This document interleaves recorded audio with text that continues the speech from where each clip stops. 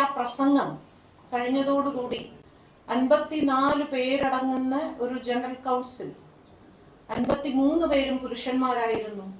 ഞാൻ ഒരു സ്ത്രീ മാത്രമേ ആ കൗൺസിലിൽ ഉണ്ടായ. അന്നും ഇപ്പോഴും അവിടെ സ്ത്രീകളില്ല. ഇനിയിപ്പോൾ ഞാനിപ്പോൾ കുറേ കാലങ്ങളായിട്ട് സംഘടനയിൽ ഒരു മുഖ്യ ഇതിലൊന്നുമില്ല, അതുകൊണ്ട് എനിക്കറിയില്ല. 53 പേരും എഴുന്നേറ്റ് നിന്ന് കൈയടിച്ചു. സാർ ആ സിനിമ ചെയ്യണം, ഞങ്ങൾ സാറിനോടൊപ്പമുണ്ട് എന്ന് പറഞ്ഞപ്പോൾ അന്ന് ഞാൻ എൻ്റെ രാജിക്കത്ത് കൊടുത്തു. 2018 ഞാൻ ഈ സംഘടനയിൽ നിന്ന് പോവുകയാണെന്ന് പറഞ്ഞ് രാജിക്കത്ത് കൊടുത്തു.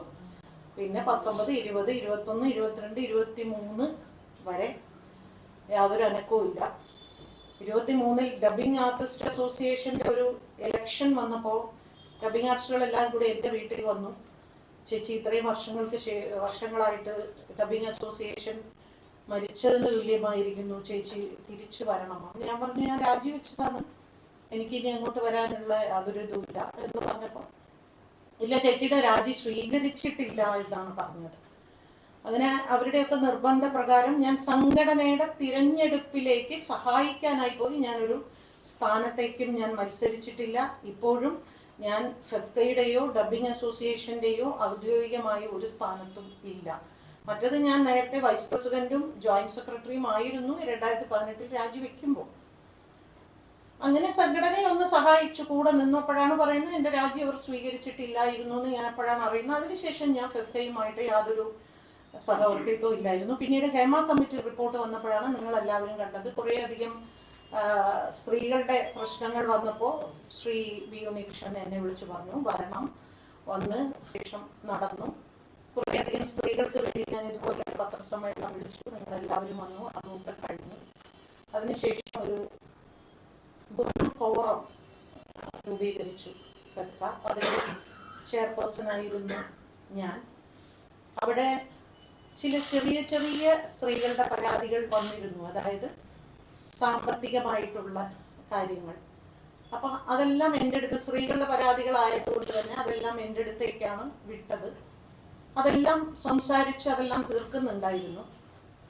പിന്നീട് തൊഴിൽപരമായ ഒരു സ്ത്രീയുടെ പരാതി എൻ്റെ അടുത്തേക്ക് വന്നു. ആ സ്ത്രീയെ കേൾക്കണം എന്ന് ഞാൻ പറഞ്ഞു. ആ സ്ത്രീയെ കേൾക്കാൻ പറ്റില്ല എന്ന് അദ്ദേഹം പറഞ്ഞു. അതിനെ ചൊല്ലി ഞങ്ങൾ അങ്ങോട്ടും ഇങ്ങോട്ടും അല്പം വാക്ക് തർക്കങ്ങളൊക്കെ അന്നുണ്ടായി. ഇത് ഒരു 3 മാസം മുൻപത്തെ സംഭവമാണ്. അപ്പൊ എനിക്ക് തോന്നി, ഈ അടിച്ചമർത്തപ്പെട്ട വിഭാഗത്തിന്, പ്രത്യേകിച്ച് സ്ത്രീകളുടെ വിഷയം കേൾക്കുന്നില്ലേ എന്ന് എനിക്കൊരു സംശയം തോന്നി. നിരന്തരം നമ്മളിങ്ങനെ പോരാടിക്കൊണ്ടേയിരിക്കണം, ഇങ്ങനെ വാക്ക് തർക്കങ്ങളും ഒക്കെ. പക്ഷെ ഭൂരിഭാഗം പുരുഷന്മാരാണ്. അപ്പോൾ അവിടെ ജനറൽ കൗൺസിലിൽ എടുക്കുന്ന തീരുമാനമാണ് അന്തിമ തീരുമാനം. അങ്ങനെ ഞാൻ അന്ന് തന്നെ 3 മാസം മുമ്പ് തന്നെ ഈ വുമൺ കോറം ചെയർപേഴ്സൺ സ്ഥാനം ഞാൻ രാജിവെച്ചു. ആ വിഷയം പുറത്തൊന്നും വന്നിട്ടില്ല, ഇപ്പോഴും അതും സ്വീകരിച്ചിട്ടില്ല എന്നൊക്കെയാണ് പറയുന്നത്. പക്ഷെ പിന്നീട് ഞാൻ ഒരു വിഷയത്തിൽ ഇടപെട്ടിട്ടില്ല.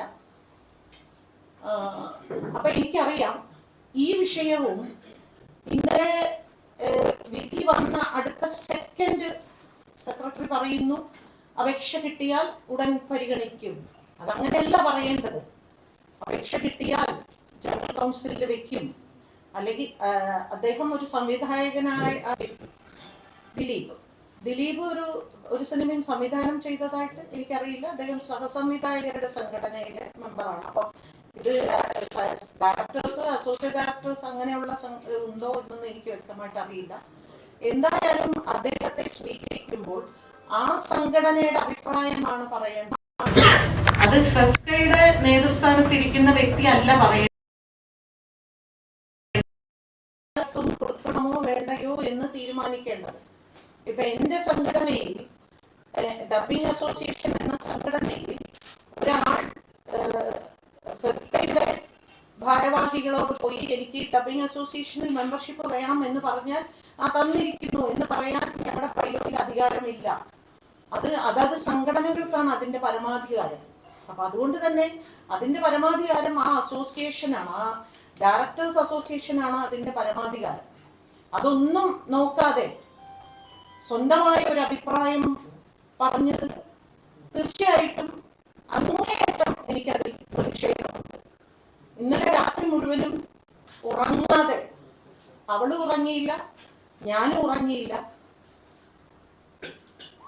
ആ രാത്രി മുഴുവനും ആലോചിക്കുക എന്താണ് ചെയ്യേണ്ടത്. രാവിലെ ഞാൻ ആദ്യം വിചാരിച്ചു ഒരു മെയിൽ ഡ്രാഫ്റ്റ് ചെയ്തിട്ട് അയക്കാം. പക്ഷെ ആ മെയിൽ ഡ്രാഫ്റ്റ് ചെയ്ത ഞാൻ അയച്ചാലും അത് അവിടെ കിടക്കും എന്നല്ലാതെ ഇതാരും അറിയാനും ഒന്നും പോകുന്നില്ല. പക്ഷെ എനിക്കിത് അറിയണം, എല്ലാവരും അറിയണം. എൻ്റെ പ്രതിഷേധം, എൻ്റെ ശരി. ഞാൻ ഈ ഒരു അതിജീവിതയ്ക്ക് വേണ്ടി മാത്രമല്ല, ഏതൊരു വ്യക്തിക്കും ഒരു പ്രശ്നം വന്നാലും പ്രശ്നം അനുഭവിക്കുന്ന ശരിയോടൊപ്പം നിൽക്കുക, സത്യത്തോടൊപ്പം നിൽക്കുക എന്ന് എനിക്കറിയാമോ. എനിക്കിതിൽ ഒരുപാട് നഷ്ടം സംഭവിക്കുമോ എന്നൊന്നും അതൊന്നും ഞാൻ ഭയപ്പെടുന്നില്ല. ഞാനിപ്പോൾ 19 വർഷം കഴിഞ്ഞ ഇൻഡസ്ട്രിയിൽ, ഇനിയിപ്പോൾ എനിക്ക് പ്രത്യേകിച്ച് ലാഭവും നേട്ടവും ഒന്നും ഞാൻ നോക്കേണ്ട ആവശ്യമില്ല. അത് ചെറുപ്പകാലത്തും ഞാൻ നോക്കിയിട്ടില്ല, ഇന്നും ഞാൻ നോക്കുന്നില്ല. അപ്പം എനിക്ക് രാവിലെ തോന്നി എനിക്ക് ഇങ്ങനെ ഒരു വീഡിയോ ഇടണം എന്ന് തോന്നി. അങ്ങനെയാണ് ഞാൻ എൻ്റെ പ്രതിഷേധം ഞാൻ അറിയിച്ചത്. സംഘടനയിൽ നിന്ന് ആരും എന്നെ വിളിച്ചിട്ടൊന്നുമില്ല, അവർ വിളിക്കുകയില്ല. കാരണം അവരെ സംബന്ധിച്ച് ഭാഗ്യലക്ഷ്മി എന്ന് പറയുന്ന ഒരു വ്യക്തി ആ സംഘടനയിൽ ഇല്ലാതെ പോയത് കൊണ്ട് പ്രത്യേകിച്ച് നഷ്ടമൊന്നും സംഭവിക്കാനൊന്നും പോകുന്നില്ല. പക്ഷെ ഞാൻ എന്നും അവർക്കൊരു തലവേദനയായിരിക്കും, എപ്പോഴും ഞാൻ അവർക്കൊരു ശല്യം തന്നെയായിരിക്കും. ഞാനിങ്ങനെ നിരന്തരം ഓരോ പ്രശ്നങ്ങളും പറഞ്ഞ് വഴക്ക് കൂടിക്കൊണ്ടേയിരിക്കുന്ന ഒരാളായിരിക്കും. അതുകൊണ്ട് ഞാൻ അങ്ങനെ മെയിലായിട്ട് ഇനിയാണ് ഞാൻ ഔദ്യോഗികമായി മെയിൽ അയക്കാൻ പോകുന്നത്.